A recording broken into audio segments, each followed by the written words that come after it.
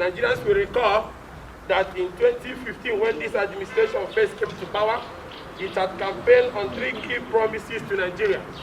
The regime claimed then that it would tackle the security situation of the country, fight corruption, and revamp the economy. 5 years down the line, Nigerians are not in that anymore, that they have fallen victim to political yahoo. They are victims of one chance, and this regime has picked the pockets of Nigerians. Under the watch of this regime, Nigeria has been turned into a killing field. The color of our rivers is now red with blood of innocent citizens. The regime has failed in its fulfillment of the primary purpose of government, which is the protection of lives and properties of citizens. We now have different nomenclature for different theaters of blood in the country. In the northeast, it is called insurgency. In the northwest, it is called banditry. In the north central, it is called header farmers clash, while in the southern part, it is referred to as kidnapping. By the provision of the Constitution, the President has the unfettered powers to appoint, in line with the law, heads of all security agencies in the country. These appointments include those of the service chiefs, which are the Chief of Defense Staff, Chief of Army Staff, Chief of Navy Staff, and Chief of Air Staff.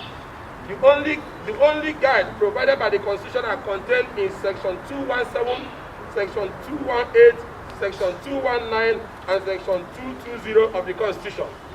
It therefore means that the failure of the security chiefs fell squarely on the table of the President and on the basis of the failure to provide basic security for Nigerians.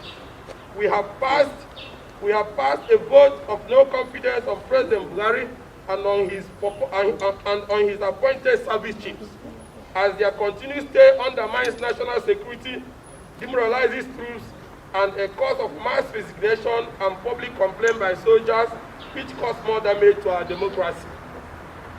It is to forestall the impending danger that the opposition coalition CUPP, acting through one of its affiliate members, the APP, has filed a lawsuit at the Federal High Court seeking, among other things, 1, a declaration that the service chiefs have attained the mandatory retirement ages of 60 years or 35 years of service and therefore due for retirement.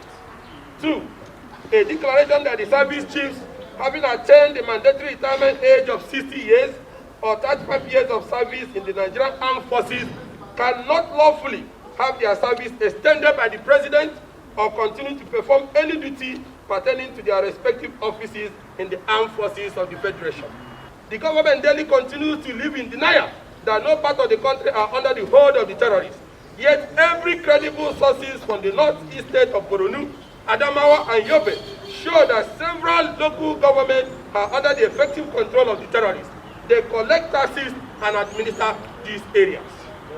New blood and new ideas need to be injected into the fight against insecurity in the land. And the President has shown that he is incapable of doing that. Hence, why we have launched the lawsuit to get the court to sack these service chiefs that are incompetent. We hereby and emphatically call on the President, General Muhammad Buhari, to immediately take the path of honor and resign from office and step aside so that we can reclaim our country.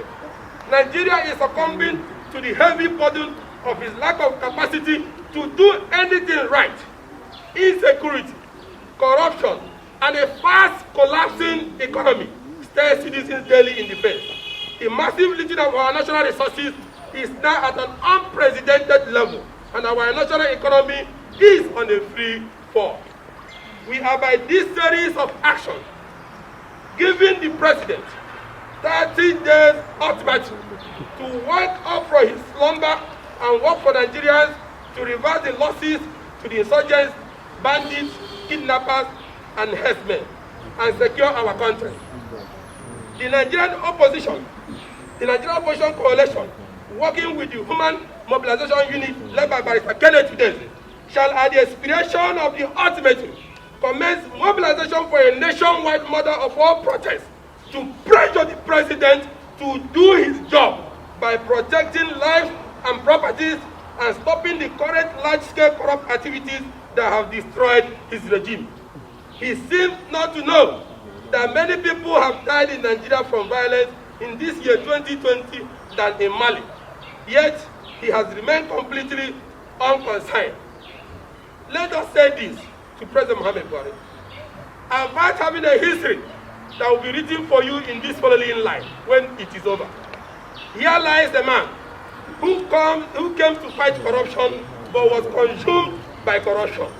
Here is a man who came to fight insecurity and surrender the country to the bandits and made it very unsecure. Here is a man who came to fight and revive the economy but ended up crashing the economy. Enough is enough, and we must all join hands together to save Nigeria from the hands of agents of the enemies of our country. Thank you all.